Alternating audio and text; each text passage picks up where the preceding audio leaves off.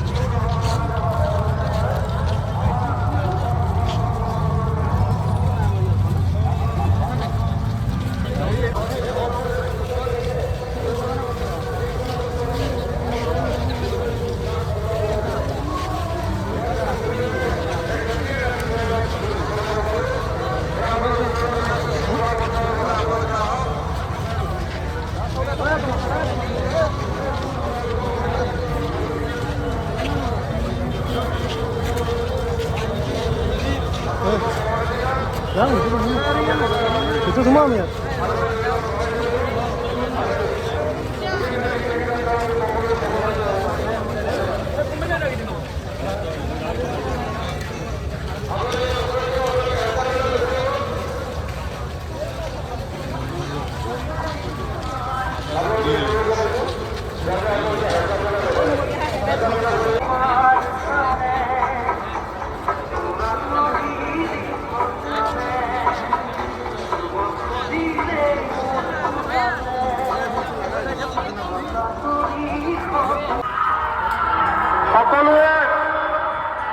সকলোৱে ধৈৰ্য ধৰি শুনক, দুটামান কথা মই কওঁ, ধৈৰ্য ধৰি শুনক।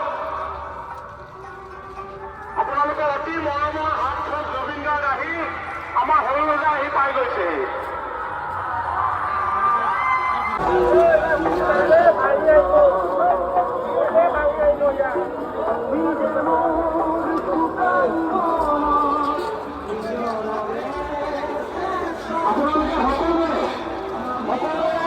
আপোনালোকৰ মৰমৰ শিল্পীগৰাকীক খুব আন্তৰিকতাৰে আপোনালোকে দৰ্শন কৰিব, সকলোকে সুবিধা কৰিব।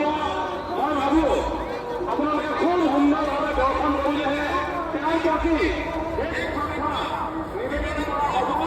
সমগ্ৰ অসমৰ সকলো ফালৰ পৰা সকলো আহিছে, গতিকে আমি নিয়ন্ত্ৰণ মৰমৰ শিল্পীগৰাকীক আমি দৰ্শন কৰোঁ।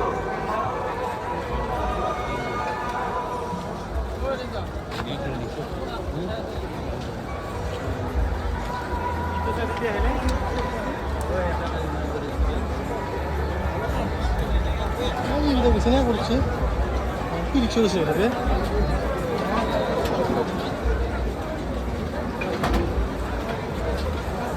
বিছানা এখন নাই জেলি জেলি গাড়ি চালাবে না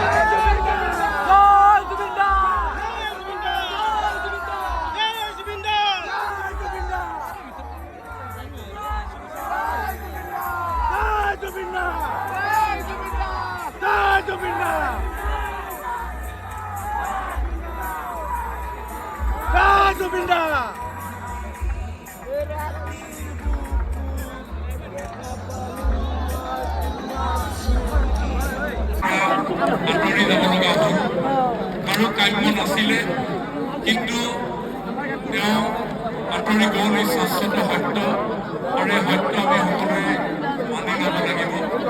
আৰু এই আপোন শিল্পীজন পুনৰ আমাৰ মাজলৈ ঘূৰি আহিছে। তেওঁক এই শ্ৰদ্ধা জনাবৰ কাৰণে আমি সকলো সমবেত হৈছোঁ। কিছু পলমত আমি আহি পাওঁতে ৰাতিপুৱা 6:30 বজাৰ পৰা 1 বজালৈকে ঘৰ পাওঁতে লাগিলে এয়াৰপৰ্টৰ পৰা, আৰু লগে লগে তাত পৰিয়ালবৰ্গৰ লগত কিছু সময় দেৰি বুলি ভাবে জুবিন